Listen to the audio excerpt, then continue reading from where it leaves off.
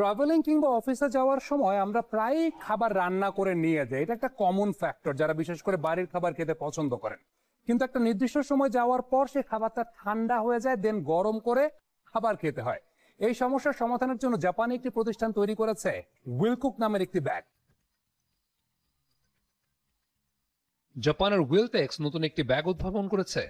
ব্যাগটির ভেতর দীর্ঘ সময় খাবার গরম রাখা যায়।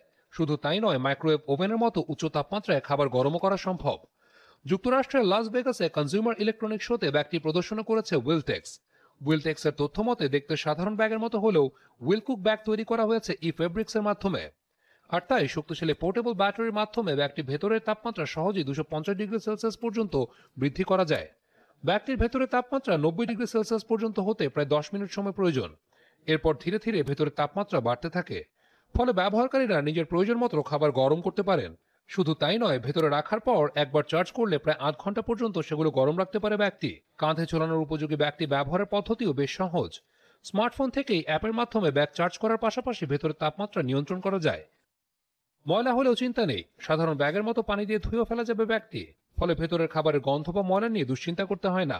ব্যাগটি আগামী মে মাসে বাজারে আসতে পারে। দাম পড়বে 120 থেকে 150 পাউন্ড।